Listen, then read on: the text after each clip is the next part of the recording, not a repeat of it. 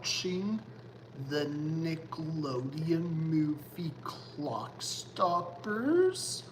I'm going to share behind the scenes facts, directing styles, and a what if sequel for modern Nickelodeon movie fans.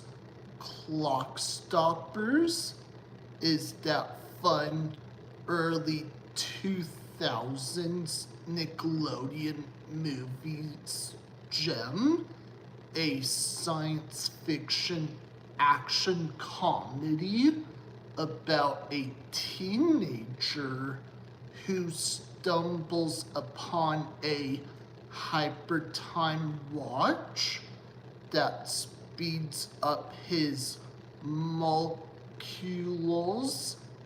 so dramatically that the rest of the world appears frozen in place.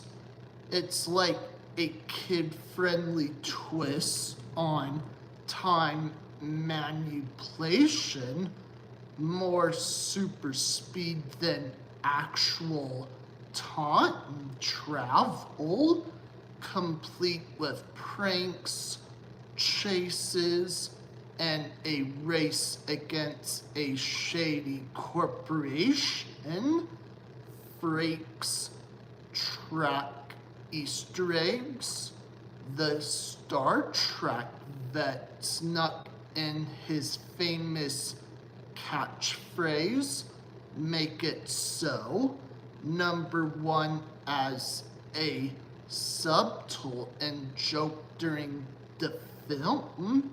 He came off directing Star Trek Insurrection and treated this as a lighter, family-orientated sci-fi adventure.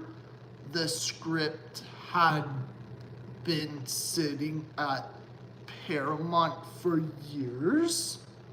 Frakes' track success helped dust it off for a budget-friendly green light. Yes, this is actually what happened. Hypertime effects, the frozen time visuals were a big deal for 2002 tech key shots, like Zack leaping while frozen or the nitrogen gun freeze uses green screen composites, multiple layers of actors, practical effects, and early CGI, what you call it is computer graphic imagery. Visual effects supervisor Michael Fink and teams at Chime Aside handled the hypertime sequences, giving it that retro cool, slightly plastic Nickelodeon vibe mixed with action energy, miniatures, and practical effects from folks like Gary Monarch added to the fun without going full blockbuster budgets. Cast chemistry and cameos.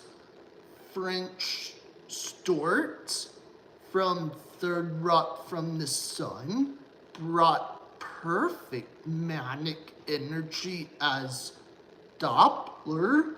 Michael Biehn, Terminator fame, played against type as the corporate bad guy. Yes, Michael Biehn has a lot of experience with sci-fi films.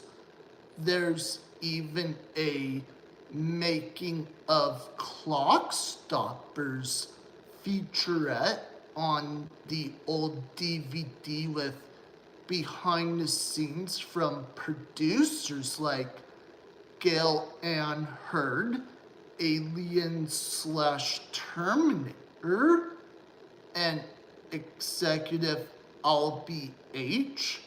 Directing styles Jonathan Frakes' approach. Frakes isn't known for a flashy auteur style like a Wes Anderson or Tarantino. He's more of a solid actor-friendly working director who brings efficiency and enthusiasm from his TV roots. Lots of Star Trek episodes on Clockstoppers. He learned into juvenile science fiction energy.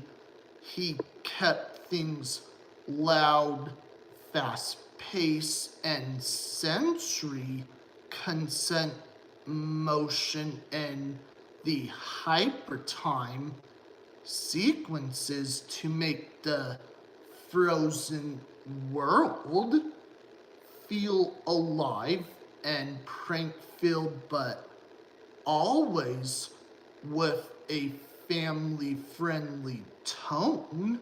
Reviews noted a TV flatness at times, but that's partly the Nickelodeon house style, bright, accessible, not too dark or complex. If you didn't know that, you learned something new. Actor Focus Frakes excels at getting fun performances out of ensembles. See his Star Trek work.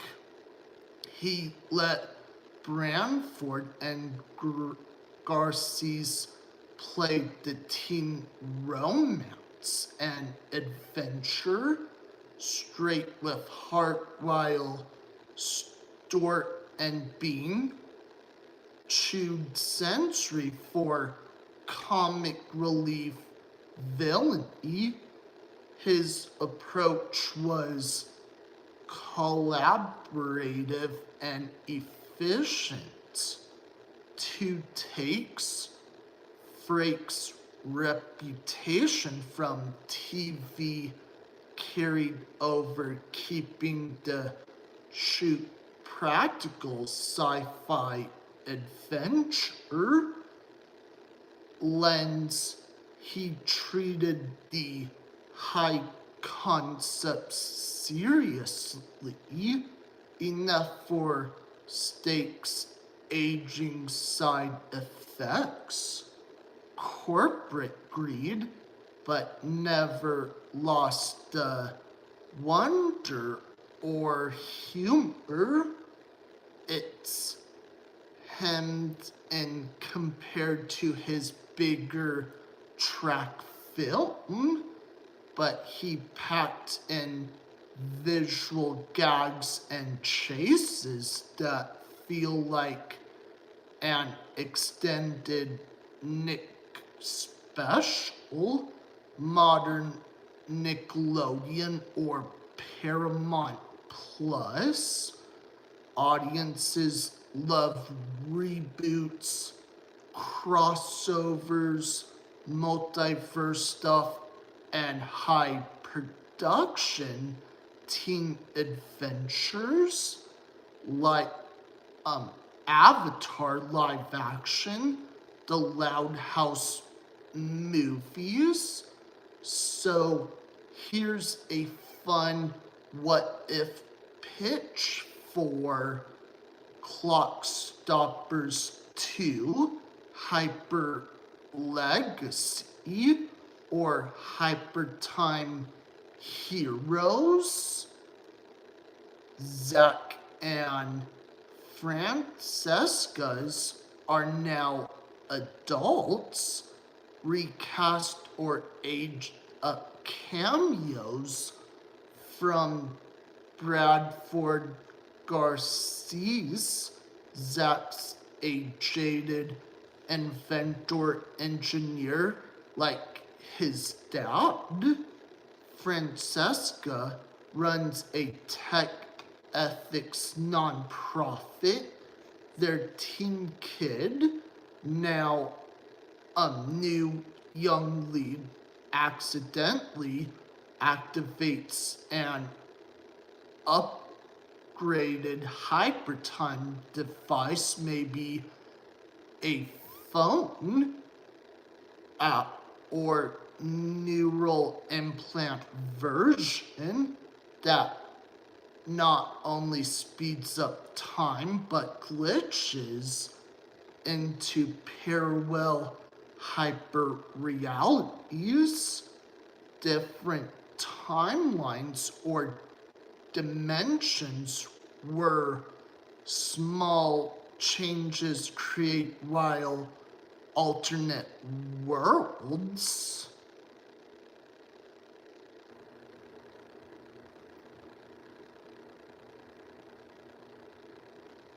If this was a real sequel, would you actually watch it? Comment below what's your thoughts on that.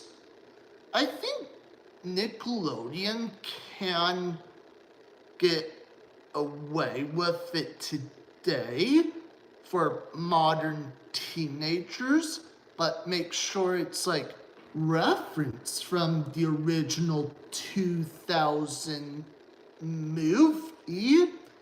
Yes, the special effects was different, but you can easily add modern CGI.